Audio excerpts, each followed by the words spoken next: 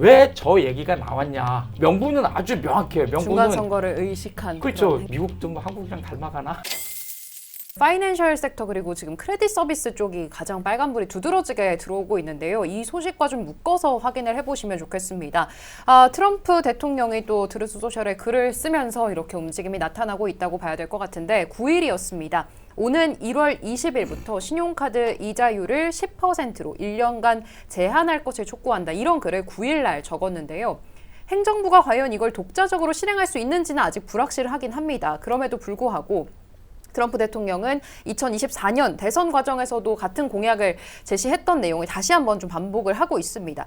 근데 그때 이제 공약이 나왔을 때도 분석가들은 의회 입법 없이는 이거 실행이 어렵다 이렇게 얘기하면서 실현 가능성은 상당히 낮다라는 부분들을 의문으로 제기를 한 바 있었는데 그럼에도 불구하고 트럼프 대통령 이제 더 이상 미국 국민이 신용카드 회사들로부터 바가지를 쓰게 두지 않겠다 이런 식의 내용을 적었다고 볼 수가 있겠습니다.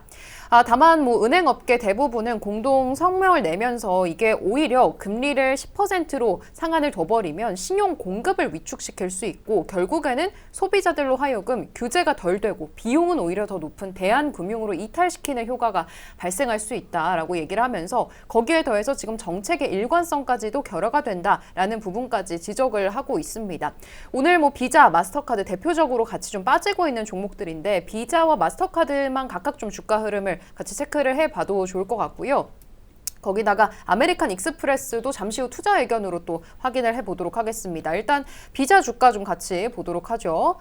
현재 좀 주가 흐름이 어떻게 흘러가고 있는지 같이 좀 체크를 해보자면 1.82% 빠지고 있고요. 마스터카드도 M메이저 티커 현재 주가 어느 정도 빠지고 있을까요? 2% 같이 빠지고 있고 아메리칸 익스프레스 같은 경우에는 투자 의견 보면서 또 잠시 후에 주가까지 확인을 해보겠습니다. 투자 의견 안 좋게 나왔더라고요. 네, 맞습니다. 바로 확인해 보시죠. 일단 투자 의견 봤을 때는 매도 등급이 유지되고 있고요. 이전 목표가에서 그래도 조금의 상향이 있기는 했습니다. 307달러에서 328달러까지 목표가는 상향했고 여전히 등급은 매도인데요.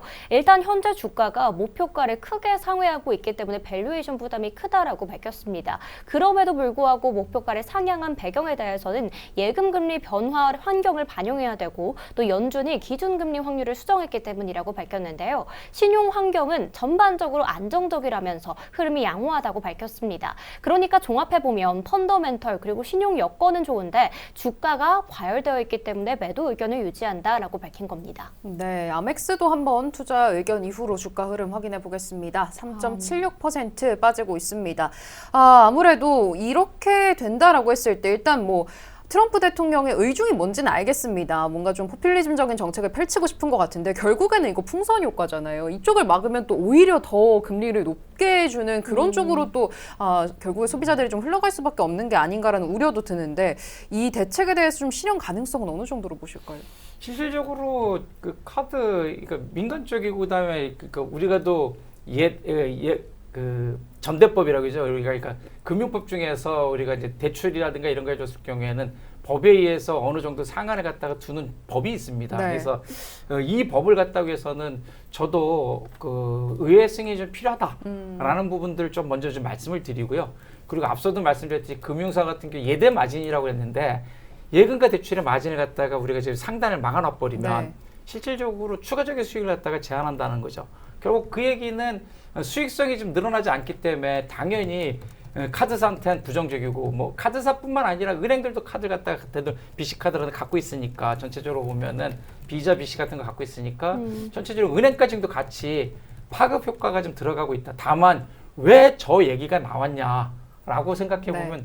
정치적 이슈들이 굉장히 큰 거지. 이제 대선도 있고 명분은 아주 명확해요. 명분은 중간 선거를 의식한 그렇죠. 그런 행보다. 뭐냐면은 명분으로 봤을 경우에 소비자 보호 강화, 그 다음에 소비자에 대한 부담 경감, 상한을 갖다 두기 때문에 부담도 경감해주고 소비자 보호를 갖다 강화하는 측면에서는 굉장히 포퓰리즘 정책들이 먹히기 좀 쉬운 정책이 됨에도 불구하고 어떻든 금융사 입장으로 보면 카드사나 그 다음에 우리가 얘기하는 은행이라든가 전체적으로 보면은 굉장히 그 예대 마진의 축소, 그 다음에 예대 마진 축소에 대한 것들은 앞서도 말씀드렸듯이 볼륨이 더 이상 늘어나진 않잖아요. 저게 이제 좀 막아놔 버리면 볼륨 늘어나지 않기 때문에 그 예대 마진도 줄고 볼륨도 줄어버리고 또 10%를 축소하면 이제 2금융권 내지 3금융권으로 넘어간다라고 봤을 경우에는 오히려 위로 상대적으로 신용도가 그 낮은 분들은 거의 끝에 가서 이제 10% 가서 이제 담보 대출 받는다고 지금 오히려 대출이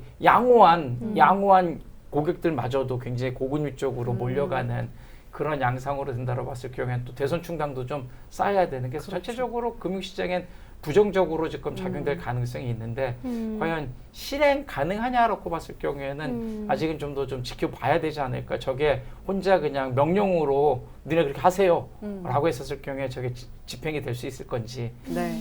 조금 지켜봐야 돼서 미국도 뭐 한국이랑 닮아가나? 네, 또 댓글창에서는 하나 둘 셋님께서 카드사가 바보도 아니고 혜택을 줄이면 또이또이하니까 카드 발행 자체가 안 될 수도 있다. 뭐 이런 이야기도 나오고 있습니다. 네, 그래도 오늘은 일단 이 이슈 때문에 가장 좀 금융주 전체적으로 타격이 크죠. 네, 특히 캐피탈원이 뭐 지금 저희 제작진도 얘기를 해줬지만 수수료 쪽으로 수익 모델을 큰 파이로 가지고 있다 보니까 가장 이 이슈에서 오늘 영향을 크게 받고 있는 것으로 보입니다. 7%대 현재 하락을 하고 있다는 점까지 짚어드리고요.